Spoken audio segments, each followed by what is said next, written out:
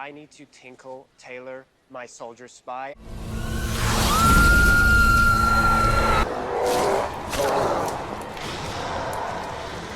How do you like those peepers, bitch?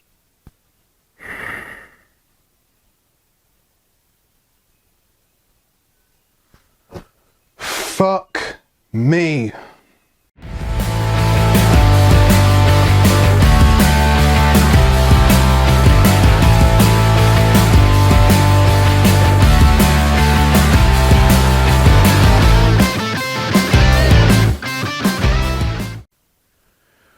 How's it hanging, guys? Here we are now on the fourth and final Jeepers Creepers film. And this is the one I have been most dreading to come across again. Yes, in case you're wondering, it has not been a fun revisit just as much as the third film, whatever the fuck that was all about. But this goes on a whole other level of what the fuck, and I don't know anymore. So this is going to be a pretty rough one for me to get through, but I promise you I will do my best with this terrible disaster of a film right here. Now, to start off with, I'm probably, honestly to God, not going to have any positives to give this movie, not even any mixed criticisms exactly. So honestly, if I had any positives, I would just have to say the few easy positives on this bullshit movie I went through is that I respect that they're giving us finally the, follow-up movie that we wanted, which Jeepers Creepers 3 wasn't. We get to have that 23-year time jump where we finally get the events set in, I believe, the year 2024. Spring 2024, the Creeper is back, and now we have a bunch of new characters, which I'll get into in a minute. And this is obviously where we just get some new ideas of like this horror hound festival it's called, and there's some good ideas of where it could have been, a decent enough movie, but how they did things in it is just absolutely this and that for me, and you'll see exactly why as I get into it on further detail. And honestly, that followed by the weaponry, like the throwing star and all of the stuff like the battle act coming back in this movie, even the truck, that stuff, it's fine. But that is literally the very minimum amount of positives I can give this movie. So now, I'm just going to swoop straight on into the negatives. This movie opens up with a recreation of the original film where Darry and Trish were in that car and they obviously came across the Creeper, saw him dump a body down the pipe, chased them on the highway after that. They recreate that scene with this couple done by Dee Wallace and Gary Graham. You may know Dee Wallace as the mom from E.T., Cujo, The Howling, Critters, and plenty other things obviously. She's a bit of that horror legend kind of actress, but yeah, she's done things like E.T. and The Howling, if you know. And obviously, bless her heart and Gary Graham's for doing this terrible movie, doing that pointless scene of recreating the original in such a lame, unconvincing way. They just recreated that scene from the original and it doesn't feel anywhere near as convincing or as unpredictable as the original, the way that they did it. Hey, honey. What's he doing?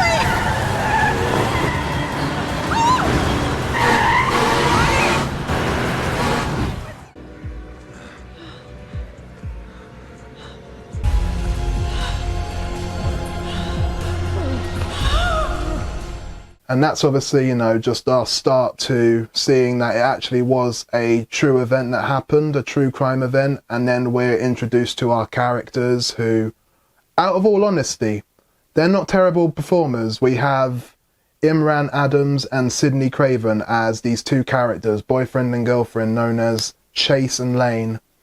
Chase is Imran Adams, Lane is Sidney Craven, and she's not related to Wes Craven or anything, but yeah, I think they're both English performers, and or maybe Imran Adams is. And yeah, I think he was on stuff like Hollyoaks before, if you might know about him that much. And yeah, obviously they're both in a terrible movie, and they're probably just not that very good with their acting because they're working with terrible material throughout this film. But they seem to be okay. There's some dynamic, I guess, between them with their relationship that they have, but they're in a terrible movie and they've got obviously terrible material to work with, as has everyone else, even the Creeper. But yeah, going on from there, obviously they're the couple that we're stuck with, obviously seeing that they're trying to arrange some getaway time to this Horror Hound festival that they're going to, and that's where we eventually get our horrible introduction to the Creeper's return. Like, this is something that definitely, you know, is an even bigger kick in the balls from the last film in comparison. We haven't even got Jonathan Breck anymore. There is no Jonathan Breck anymore as the Creeper. Jeepers Creepers 3, that terrible film, was his last, sadly to say. And now we get a new actor, a black actor known as Jeru Benjamin, doing the Creeper. And obviously he is nowhere remotely near as good as Jonathan Breck. Nothing convincing about him, nothing intimidating by any means, and he just really doesn't bring that kind of characterization, that performance, that intimidation factor with the Creeper. There's not really that there, and you can barely even see his eyes like you did with Jonathan Breck in those first 3 films.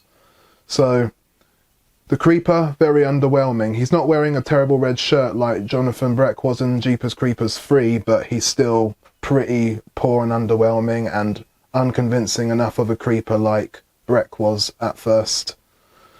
And to follow, you just obviously have, like, he's just going after people. He's not really killing them the way that the Creeper would. He's not really eating people as much. He's more doing slasher stuff, which Jeepers Creepers isn't. Jeepers Creepers is more the creature feature type of film, those first 2 specifically, and Jeepers Reborn goes straight in with kind of making it more of a slasher, the way he's just using throwing stars to kill certain people that he picks off, and battle axe and all of that. He's not really doing a lot of eating, even though there's at least like 2 scenes we get of that. And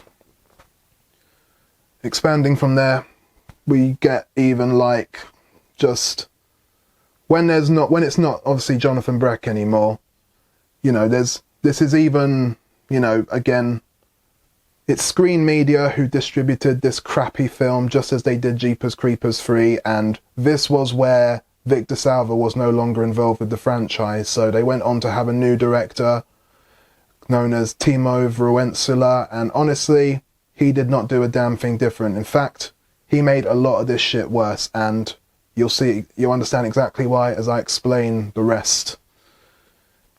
And yeah, I mean, they said that, like, there was stuff mentioned before. Maybe there was rewrites, I'm not too sure, but they did mention at one point before the film came out that there was going to be a big budget appearance from the Creeper, and it was going to be badass and all of that, and nope. All we kind of got from him was just him crawling out of the middle of nowhere and then just opening out his horrible face that just doesn't even look anything near as good as what Jonathan Breck had in, like, Jeepers Creepers 2, for example. And so, from there, you know, there's a complete lack of a good soundtrack. There's no soundtrack that stands out like what we got from Andrew Morgan Smith or Bennett Salve in those first 2 films, especially the first 2. There's no iconic soundtrack. There's no soundtrack that's nice and rhythmic or very, you know, petrifying, very tense. There's no soundtrack like that. There's no scenery or really any cars that vintage looking that feel as fun to us, as engaging as what we got in the first 2 to 3 films. You know, there's no farmlands, meadows, highway roads as much, and the cars themselves, you know, I mean, all that kind of stuff. I mean, gone is just like the details of what makes Jeepers Creepers so memorable, what makes it so unique in that way to us fans, and Jeepers Creepers Reborn has a complete lack of that. And to follow with the lack of that, you know, you have even just the lack of the gore you would want when the Creeper's supposed to eat people. You have not that much jump scares. Maybe there's at least 2 or 3 of them, but the jump scares and the gore is lacking, and some of the logic of how some things make sense in this film is lacking. And that would go to probably things like, there's this cult at some point in the film. There's this cult that just has something to do with worshipping the Creeper and what he does. And again, we have someone, our main character, Lane, done by Sidney Craven, who is now literally the fourth person in line now to have premonitions that associate with the Creeper and its origin. And again, no thank you. We do not need a fucking premonition crazed chick just going through this shit again. We don't need another premonition person like Giselle from the original. Again, there's no need for Lane to be going through with this just because she's our main character and we're stuck trying to root for her, even though that's impossible because these characters are pretty fucking forgettable and pointless in every way. So honestly, the visions, this cult thing, I get what they're doing. They're maybe trying to expand on something to do with the Creeper's origin like we would want at this stage, like Jeepers 2 gave us pieces of, but it's just not working, and it's not really it doesn't really draw you in that way. This cult that they have throughout the scenes of Reborn, and this premonitions to do with tied to Lane, just it's got nothing to do with what we want from a Jeepers Creepers film. And even this thing where she's like pregnant and stuff, and the Creeper obviously wants her child that she's soon going to be having. Again, don't understand what the fuck that's got to do with anything about the Creeper's nature and his cycle of coming back every 23rd spring. And yeah, there's just we even get some callbacks to the first film, like we get probably like a voodoo doll or something of Darry Jenner from the original with his eyes removed, as you may know from the first film's ending. Those first film callbacks, pretty pointless, and obviously it's hard to obviously imagine that we're watching the same film when we look back at something like that.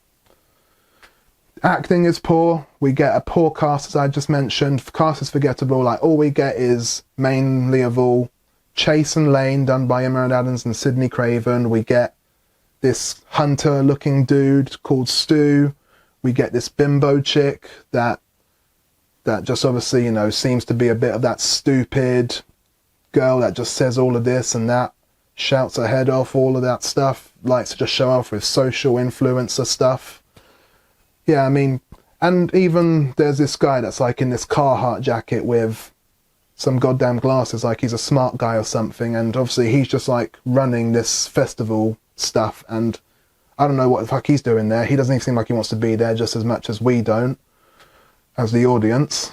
So there's just really nothing really going on here with these characters. There's nothing to learn about them. There's nothing to really draw us in, to have us care for them. I mean, Jeepers Creepers 2 put in a bit more effort than this. Maybe even Jeepers Creepers 3, you know, Addison in Jeepers Creepers 3, Kenny's daughter.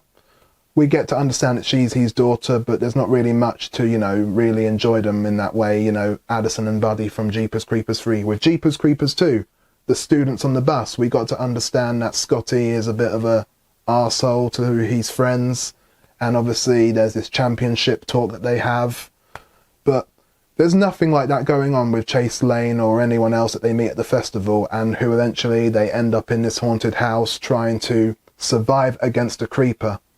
There's nothing to really bring into the fold here for these characters. There's no dynamic between them in that way, and the movie pretty much eventually just like kills them off like they never even existed. It's that lazy, it's that pointless of character arcs in this film. And yeah, just going from there, the worst thing I could ever see in this sort of film, the worst thing that I just could not stop just laughing my ass off from how terrible it is, and I'm pretty sure everyone else can say that makes this film so unconvincing to even take seriously, is that terrible CGI. The green screen, oh my god. The green screen in this is horrendous. Every scene literally is just on green screen, and the CGI with like the creeper in there with his wings sprouting out, and the crows, the ravens, all of that is just all CG, like they're not even trying anymore, and they don't give a flying fuck anymore. I say flying like the creeper, obviously, by the way, but yeah, they just don't give a flying fuck, clearly, when you're doing your movie that badly. That is how poor they have gone. They just made everything CG throughout the film, and it's unconvincing. Even the scene where they, like, in this terrible climax, manage to, like, defeat the creeper briefly. They throw, like, something down into his mouth, and the way that it's obviously chucked down is, like, it's not even rendered properly. It's just tossed down in a very poor shot where it doesn't even look like the shot was even rendered properly because of all the green screen, and it's just so unconvincing, and it just feels like a bad PlayStation 2 game you're just watching.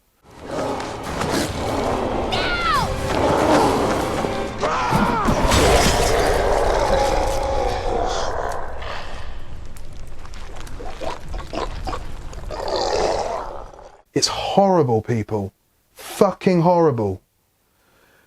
Yeah, it's just unrealistic. It's disgraceful, but somehow it manages to be so funny, so entertaining, for all the wrong reasons. As it goes, it's strange when you get movies like that, but it is terrible. And honestly, when Jeepers Creepers 3 was kind of flat and boring for me, and others out there, as would probably say, this one was pretty much just like absolutely beyond that, but kind of entertaining. But I would still probably say that this is just like the worst movie, one of the worst films ever made, period. And I would still go for Jeepers Creepers 3 more than this shit, because they were actually trying something. Jeepers Creepers Reborn being set in a different year from the events of the first 2 to 3 films.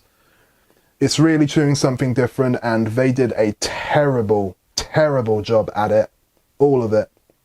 So, you know, like the climax and the ending, honestly, just all over the place, and we barely had any way of being able to care for our characters in that ending. And again, we get like green screen of just like Chase and Lane, our 2 survivors at the end, just making it out alive. And then you just get the creeper somehow having survived and looking dreadful. I mean, ending is just all over the place. And there was even a part where somehow just Lane all of a sudden is now getting these black eyes because of just what the creeper did to her when he held her captive at one point. It doesn't make any fucking sense. And yeah, this is just a movie that you have to avoid by any means necessary, because it is an absolute shit show. They absolutely tanked this movie with terrible, terrible execution from start to finish. So overall, people, I can just say that do not waste your time with another bullshit movie like this. Screen Media, the distributor, once again made a shit show of a film right here, and this one just isn't even really like a film like you would have got with Jeepers Creepers 3, because that was shot way better than this compared, even though there's all that bad CG as well. But this is just a whole other level of, like, we don't even know what Jeepers Creepers is anymore when you see this sort of shit. So fuck this movie, and it can rot in hell where it came from, along with the creeper, since he's obviously the bat out of hell, as they all say. And so from there, people, that is Jeepers Creepers covered with its last film. And honestly, if there really is going to be, as goes with these rumours, a sequel or a TV series, no more sequels. I do not want any more sequels from this fucking franchise. They have done enough to show what they can do with a sequel, and it's clearly not worked. I think they should just finish off with Jeepers Creepers 2 and look to do some spin-off or TV series going forward with this. But anyway, thank you for watching, and as always help yourself to like, comment, and keep subscribing for more.